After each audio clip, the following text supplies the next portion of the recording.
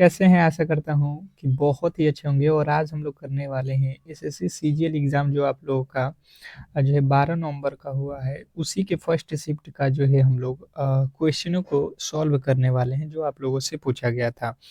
तो यहाँ पे जो है जो भी प्रश्न आपके 1 से लेके 100 तक के प्रश्न पूछे गए थे, उसको हम यहाँ पे सॉल्व कराने वाले हैं। तो ये अगर आपने एग्ज़ाम को दिया है या देने वाले हैं, तो आपके लिए ये क्लास बहुत महत्वपूर्ण है कि आपको एक झलक मिल जाएगा, ख़ास करके जिनका पेपर आने वाले शिफ्ट में है।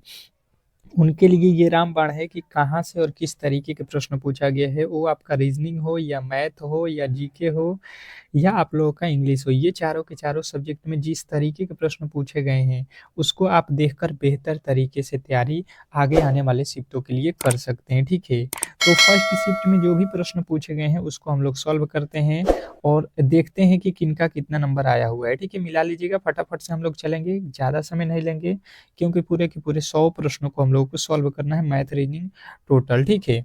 तो चलिएगा, पहला प्रश्न आप लोगों से पूछा गया था कि जो है पहला प्रश्न आप लोगों से पूछा गया था यहाँ पे, बादामी किस वंश की जो है सबसे पुरानी राजधानी थी? एक बार आप लोगों से छोटी-सी रिक्वेस्ट है कि जिन्होंने भी अब तक जो है क्लास को लाइक नहीं किया है, तो प्लीज़ जो है लाइक कर लीजिए और चैनल को सब्सक्राइब कर लीजिए। जिनका भी आगे आने वाले शिफ्टों में पेपर है, तो प्लीज़ ही आप इस चैनल को सब्सक्राइब कर लीजिएगा, क्योंकि देखिए आज के जो भी फर्स्ट शिफ्ट का जो प्रश्न था और फिर से सेकंड शिफ्ट में पूछा जाएगा और थर्ड शिफ्ट में पूछा जाएगा। इन तीनों के आधार पे कल के लिए हम लोग 8 पीएम पे रामबाण प्रश्न लाएँगे और उसको जो कर लेगा, जिस तरीके के आज प्रश्न पूछे गए हैं, उसी के आधार पे बनाऊँगा जहाँ से प्रश्न आपसे पूछे जा रहे हैं। तो 100% है कि आप एग्ज़ाम को आसानी से क्रैक कर सकते हो, आगे आने वाले शिफ्टों के लिए बहुत आसान हो जाएगा, ठीक है? तो देखिए, अगर पहले नंबर प्रश्न का उत्तर अगर आपने बताया है चालुक्य वंश राजवंश का, तो बिल्कुल राइट उत्तर था आप लोगों का ए नंबर, ठीक है? नेक्स्ट प्रश्न की ओर चलेंगे और अगला प्रश्न आपसे पूछा गया था, कोलेरू झील किस राज्य में स्थित है? कोलेरू झील किस राज्य में स्थित है? फटाफट से बताएँगे। जिन्होंने भी एग्ज़ाम को दिया है या नहीं दिया है, तो एक बार देख लेंगे कि क्या इन प्रश्नों को आप सॉल्व कर सकते हैं, क्योंकि इसी लेवल के प्रश्न आपके एग्ज़ाम हॉल में भी पूछे जाएँगे।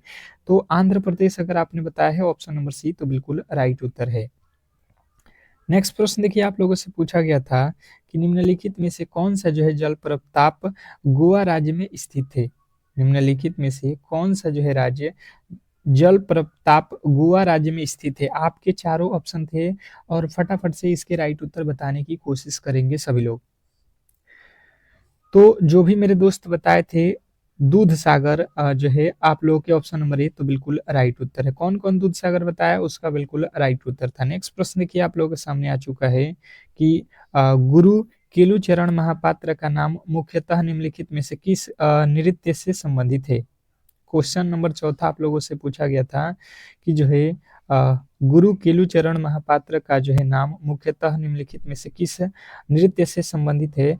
तो ये प्रश्न आप लोगों का राइट उत्तर बनाएगा उड़ीसी से संबंधित है, ऑप्शन नंबर डी। आप लोगों को प्लीज़ जो है आप लोगों से रिक्वेस्ट है कि क्लास को अंत तक देखना, क्योंकि अभी इसके आगे जो है आपके रीजनिंग के भी प्रश्न करा रहा हूँ, फिर इंग्लिश के भी प्रश्न कराऊँगा, फिर मैथ के भी प्रश्न कराऊँगा। तो पूरा का पूरा अगर नहीं देखोगे तो फिर फँस जाओगे, केवल जीके से तो सिलेक्शन नहीं होगा, ठीक है? अगला प्रश्न आपसे पूछा गया था पाँचवा, हड़प्पा सभ्यता का जो है निम्नलिखित में से कौन-सा स्थल अफ़गानिस्तान में स्थित है?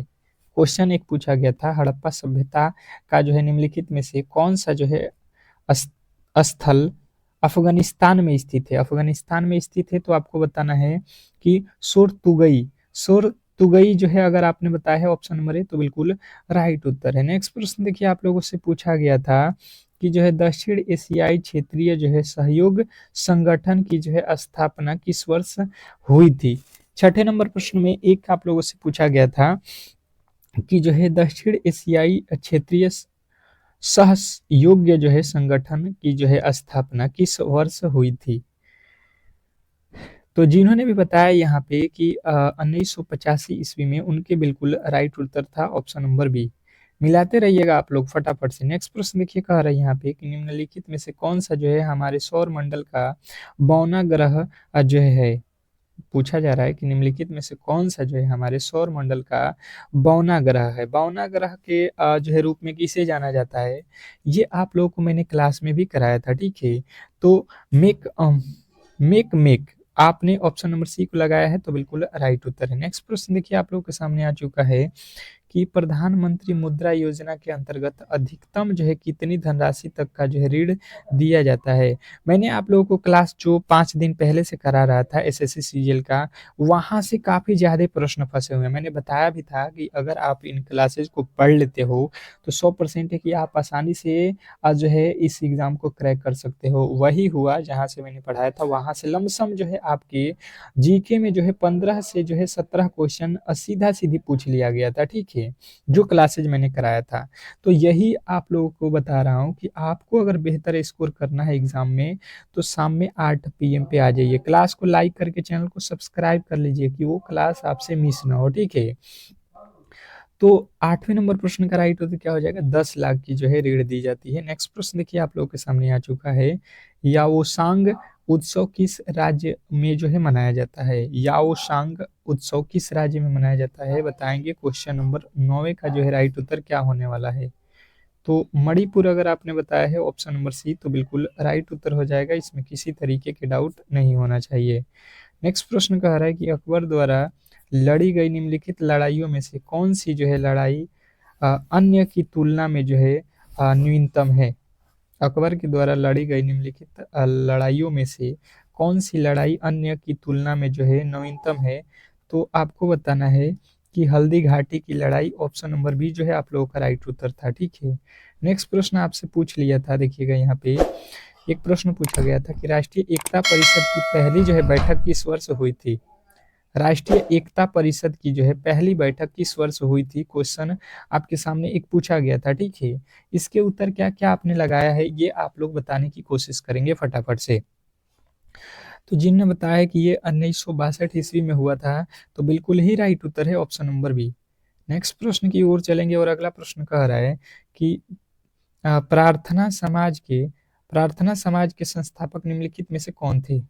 प्रार्थना समाज के संस्थापक कौन थे? ये प्रश्न आप लोगों से पूछ लिया था। जो पहले से पढ़े हैं उनको बिल्कुल ही इन प्रश्नों के राइट उत्तर मालूम है, ठीक है।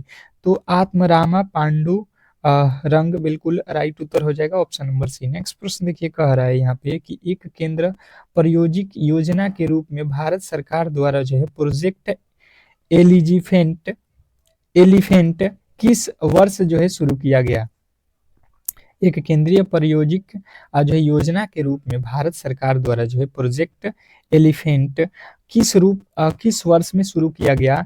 अगर ये प्रश्न आप लोगों को मालूम है तो बिल्कुल ही कमेंट बॉक्स में बताते चलिए। जिनका एग्जाम आगे आने वाले शिफ्टों में है वो अगर इन प्रश्नों को उत्तर जानते हैं तो कमेंट बॉक्स में बताइए, ठीक है। जिनने बी को बताया था उनका राइट उत्तर है। नेक्स्ट प्रश्न देखिए कह रहा है कि भारत का कौन सा राज्य सोने का सबसे जो है अधिक उत्पादन करता है?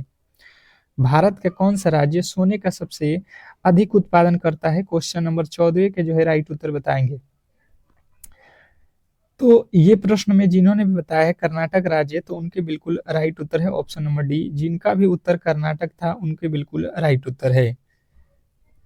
नेक्स्ट प्रश्न देखिए कह रहा है यहाँ पे दसाइन का सबसे लंबा और सबसे महत्वपूर्ण त्योहार है। दसाइन किस देश का पूछा जा रहा है, किस देश का सबसे लंबा और सबसे महत्वपूर्ण त्योहार है? ये प्रश्न आप लोगों से पूछा गया था, ठीक है। दसाइन बताएंगे सभी लोग जिनका एग्जाम आने वाले शिफ्टों में है, ठीक है। क्या इस लेवल के प्रश्न आप सॉल्व कर सकते हैं ऐसे प्रश्नों को? तो बिल्कुल ही आप एग्जाम को क्रैक कर सकते हैं। और जिनको नहीं मालूम है तो बिल्कुल ही आप शाम में 8 बजे आइए बेहतर तैयारी के लिए। 100% है कि आप जो है सिलेक्शन ले सकते हैं। इसकी जो है ट्रिक है कि जहाँ से प्रश्न पूछे गए हैं उनके सारे ही महत्वपूर्ण प्रश्न शाम में 8 पीएम पे मिलेंगे, ठीक है। अभी अभी हम लोग जो है फर्स्ट शिफ्ट के पेपर को देख रहे हैं। कह रहा है कि अकबर के समाज में प्रांतीय सेनापति कहलाते थे। अकबर के साम्राज्य में प्रांतीय सेनापति कहलाते थे। क्या कहलाते थे ये आप लोगों को बताना है। 16वें नंबर प्रश्न के राइट उत्तर 16वें नंबर प्रश्न के राइट उत्तर जिन्होंने बताया है बक्सी तो बिल्कुल राइट उत्तर है ऑप्शन नंबर बी। नेक्स्ट प्रश्न देखिएगा आप लोगों के सामने आ चुका है कि निम्नलिखित में से कौन सी नदी नेपाल हिमालय से नहीं निकलती है? निम्नलिखित में से कौन सी नदी नेपाल हिमालय से नहीं निकलती है? क्वेश्चन नंबर 17वें के राइट उत्तर बताएंगे। तो जिन्होंने भी बताया है यहाँ पे कि ये नदी है नर्मदा, तो बिल्कुल राइट उत्तर है इनका। नेक्स्ट प्रश्न आप लोगों से पूछ लिया था, देखिए कि निम्नलिखित में से कौन सा जो है स्मारक कर्नाटक राज्य में स्थित है। निम्नलिखित में से कौन सा स्मारक कर्नाटक राज्य में स्थित है। तो देखिए कर्नाटक में क्या है, गोल गुंबज। गोल गुंबज कहाँ है, कर्नाटक में। नेक्स्ट प्रश्न पूछा गया था कि नंदा देवी मेला का जो है आयोजन कुमाऊं क्षेत्र के कुमाऊं क्षेत्र में हर साल के महीने में मनाया जाता है। नंदा देवी मेला का जो है आयोजन कुमाऊं क्षेत्र के हर साल कौन से महीने में मनाया जाता है, ये प्रश्न आप लोगों से पूछा गया था। तो जिनने बताया है कि जो है सितंबर महीने में, तो बिल्कुल राइट उत्तर है। नेक्स्ट प्रश्न कह रहा है मुर्शिद कुली खान किस नवाब था। मुर्शिद कुली खान किस किसका नवाब था, बताएंगे। ये प्रश्न आप लोगों से पूछा गया था, तो ये बंगाल का नवाब था। ऑप्शन नंबर सी जो है बिल्कुल राइट उत्तर है। नेक्स्ट प्रश्न देखिए पूछा गया था 1526 में किसने पानीपत में इब्राहिम लोदी को हराया तथा दिल्ली और आगरा पर कब्जा किया, बताएंगे यहाँ पे कि 1926 में पानीपत की जो लड़ाई थी, इब्राहिम लोदी को हराया और दिल्ली पर आगरा पर कब्जा किया, ये आप लोगों से पूछ लिया था। तो जिन्होंने बताया कि ये तो बाबर था, तो बिल्कुल ही राइट उत्तर है ऑप्शन नंबर सी। नेक्स्ट प्रश्न देखिए आप लोगों से पूछा गया था कि जो है भारतीय संसद ने किस वर्ष में नागरिकता विधेयक पारित किया।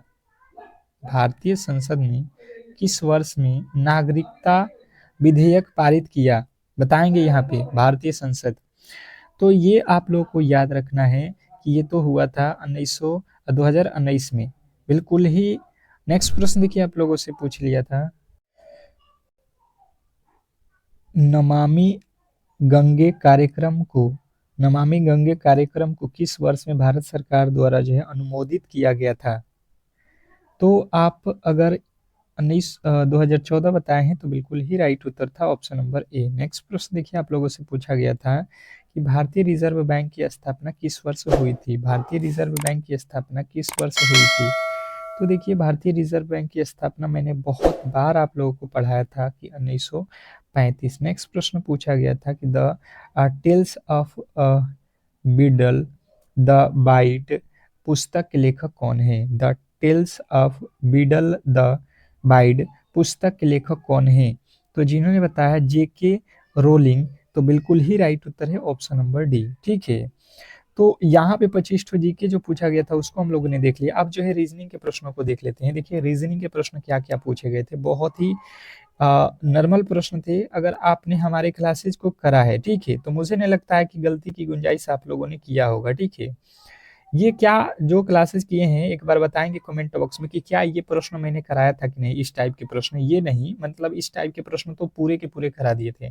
एक बार क्लास को लाइक शेयर जरूर कर लीजिए, चैनल को सब्सक्राइब कर लीजिए अगर आपका भी एग्जाम आने वाले शिफ्टों में है तो, क्योंकि इसी तरीके के प्रश्न आपके एग्जाम हॉल में भी पूछे जाएंगे। क्योंकि एसएससी का एक नियम है कि आज जिस तरीके के प्रश्न पूछा है उसी लेवल से ये 30 नवंबर तक पूछेगा। क्योंकि देखिए एक हो जाता है पैटर्न, अगर उससे हटके अलग अलग पूछेगा तो फिर जो है स्टूडेंट में दिक्कत हो जाएगा, क्योंकि उसको भी जो है नॉर्मलाइजेशन करना पड़ता है। ठीक है, तो वहां पे फंस जाएगा वो, इसीलिए इसी लेवल के प्रश्न आएंगे आगे आने वाले शिफ्टों में। पूछा गया था एक प्रश्न के नीचे दी गई श्रृंखला में प्रश्नवाचक चिन्ह के स्थान पे कौन सी संख्या आएगी। मैंने पहले भी बताया था कि एक प्रश्न आप लोगों से पूछा जाएगा ही जाएगा श्रृंखला से रिलेटेड, और देखिए पूछ भी लिया था। बहुत सिंपल सा प्रश्न था, और अगर आपने नहीं किया है तो बहुत बहुत गलत है। क्योंकि देखिए यहाँ पे सिंपल सा लॉजिक था कि यहाँ पे लिखा है 120, 120 से जो है 143। अगर आप समझेंगे तो यहाँ पे कहिएगा कि 23 जोड़ा गया है, 143 से जो है 168 लिखा है, यानी कि यहाँ पे देखिएगा तो 25 जो है जोड़ दिया है। 168 से 195 लिखा है, कितना जोड़ दिया है। तो यहाँ पे देखिए कितना आप माइनस कर लो, यहाँ 15 में से 8 किया 7, यहाँ पे तो 27 जो है प्लस किया। इसके आगे देखिए अगर 23, 25, 27, तो इसके आगे 29 जोड़ेंगे तो 29 जोड़ के देख लेते हैं। तो 9 5 14 के 4, और यहाँ पे 9 2 11 1 12, और यहाँ पे आपका 2 224 हो रहा है। क्या 224 आपके ऑप्शन में है? बिल्कुल ही आपके ऑप्शन में है, ऑप्शन नंबर सी। तो जिन्होंने भी सी को चुना था उनके बिल्कुल ही राइट उत्तर थे, इसमें किसी तरीके की डाउट नहीं होना चाहिए। इसका एक और भी लॉजिक था, अगर आपने बताया है 120 जो है 11 के वर्ग के पास है, एक वर्ग से कम कर लिया है। 143 किसका होता है? 12 का वर्ग में से एक कम, 12 का वर्ग 100 जो है 44 होता है। 168 किसका होता है? 13 के वर्ग में से एक माइनस कर लिया है, ठीक है। 195 किसका होता है? 14 का वर्ग 196 में से एक कम। तो देखिए 11, 12, 13, 14, तो यहाँ पे हम करेंगे 15 का वर्ग, उसमें से एक माइनस करेंगे। 15 का वर्ग कितना होता है? 125, 125 में से घटाएंगे तो एक 124 आ जाएगा, ठीक है। तो जो भी लॉजिक था आपने बना लिया होगा। नेक्स्ट प्रश्न देखिए, पूछ लिया था कि नीचे दिए गए विकल्पों में से संबंधित संख्या को चुनिए। संबंधित संख्या को जो है चुनना था, जैसे कि यहाँ पे लिखा था 77 का संबंध 44 से है, तो 57 का संबंध किससे होगा? जिनका भी आगे आने वाले शिफ्टों में पेपर है, तो इन प्रश्न को अपने मन से कोशिश कीजिए सॉल्व करने का, ठीक है। अगर यहाँ पे सॉल्व कर लेते हैं तो एग्जाम हॉल में भी 100% सॉल्व कर सकते हैं, ठीक है। तो मैं आप लोगों से कहूंगा कि आप इसको पेपर ही समझ के सॉल्व करिए। जिनका हो गया वो तो फटाफट से देख लीजिए, जिनका नहीं हुआ है तो बिल्कुल इनको जो है आप जो है सॉल्व करिए कॉपी और कलम लेके। देखिए मैंने देखा तो यहाँ पे 77, अगर 77 लिखा है, यहाँ पे हम क्या करते हैं कि 44 लाना है तो कितना माइनस करेंगे? 33 अगर हम घटा देते हैं तो 44 हो गया। उसी प्रकार अगर हम 57 में से भी 33 को माइनस करते हैं, यहाँ पे 33 माइनस, तो यहाँ पे भी 33 माइनस, तो यहाँ पे 4 और यहाँ पे आपका 2, 24 हो रहा है, जो कि आपके ऑप्शन नंबर बी में दिया गया है। तो मुझे लगता है कि आप बिल्कुल ही बी के साथ गए होंगे। नेक्स्ट प्रश्न देखिएगा, आप लोगों से पूछ लिया था कि निम्नलिखित प्रश्न में लुप्त संख्या ज्ञात कीजिए। यहाँ पे जो है आपको वर्ड के स्थान पे बताना था कि कौन सी संख्या होने वाली है। अब देखिए कौन कौन बताया है, ये आप लोग कमेंट बॉक्स में बताएंगे कौन कौन इसको सॉल्व कर लिया था। बिल्कुल ही सिंपल सा लॉजिक था, और जैसे अगर हम समझने की कोशिश करेंगे तो इस प्रश्न के राइट उत्तर क्या होगा देख लेते हैं। जैसे मैंने समझने की कोशिश किया, तो यहाँ पे देखिए बड़ा अक्षर है, यहाँ पे भी बड़ा अक्षर है, यानी कि इसको हम इसी तरीके से सॉल्व करेंगे, ठीक है, पंक्ति वाइज, स्तंभ वाइज नहीं, ठीक है। तो देखिए यहाँ पे क्या हो गया, यहाँ पे देखते हैं तो 6 और 12, 6 और 12 में गुणा करते हैं तो 12 छक्का 72, और 72 में फिर से क्या करना पड़ेगा कि 78 हो जाए, तो इस 6 को हम जोड़ देते हैं, ठीक है, इस 6 को जोड़ देते हैं तो 72 और प्लस का 6 कितना होता है? 78, ठीक है। ये समझ में आ गया कि ये लॉजिक लगा होगा। वही काम करेंगे यहाँ पे भी कि इनको गुणा करते हैं और फिर इस 6 को जोड़ देते हैं, तो 15 छक्का 90 हो रहा है, 90 हो रहा है, पर यहाँ पे लिखा है 99, ठीक है। तो 99 इसका मतलब क्या है? यहाँ पे 15 छक्का 90 और यहाँ पे जोड़ दिया है 9, तो 99 हुआ है। यहाँ पे जोड़ा था 6, यहाँ पे 6, यहाँ पे 9 जोड़ा है, ठीक है। अच्छा जी, यहाँ पे अगर हम चलते हैं तो यहाँ पे क्या लिखा है? 3 और 13, 13 3 कितना हो जाएगा? 39, 39 में अब कितना जोड़ा जाए? 39 में कितना जोड़ा जाए? देखिए यहाँ पे लॉजिक ये लगाया था कि देखिए यहाँ पे पहले गुणा कर दिया था, ठीक है, यहाँ पे गुणा करो कितना हो जाएगा? 12 छक्के 72, ठीक है। और फिर क्या किया था कि 12 में से 6 को घटा दिया था, इसका माइनस करके तो कितना आएगा? 6, तो यहाँ पे 6 जोड़ दिया था तो 78 हो गया। उसी प्रकार यहाँ पे गुणा कर दिया 15 छक्के 90, और फिर से जो है यहाँ पे माइनस करेगा, 15 में से 6 जाएगा 9 हो जाएगा, तो 9 जोड़ दिया तो 99। उसी प्रकार यहाँ पे क्या करेंगे? 13 में से 3 घटा देंगे तो 10 हम जोड़ देंगे, तो 39 जो है हम लोगों का राइट उत्तर हो जाएगा। देखिएगा थोड़ा सा जो है घुमा दिया था, पर मुझे लगता है कि आपने बिल्कुल सही उत्तर निकाल लिया होगा, ठीक है।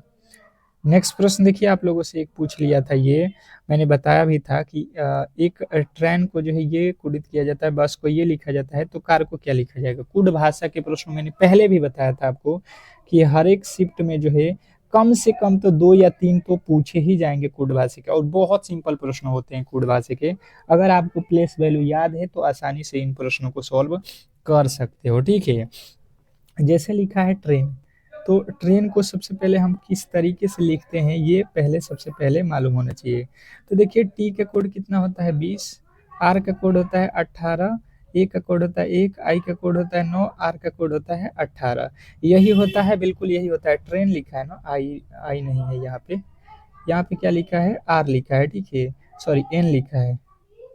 तो n का कोड कितना होता है, 14 होता है, हो गया।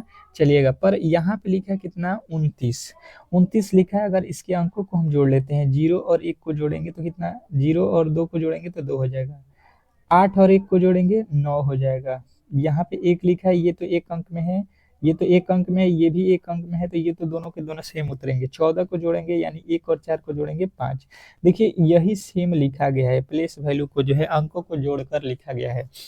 मैं उसी तरीके से बस को भी लिखूंगा, तो यहाँ पे 2 हो जाएगा, यू होता है 21 पे, एस होता है 19 पे। देखिए ये तो 1 अंक में, तो 2 हो जाएगा, 1 और 2 जोड़िएगा 3 हो जाएगा, और 1 और 9 जोड़िएगा तो ये हो जाएगा 10। ठीक है, देखिए 23 10 यहाँ पे लिखा है।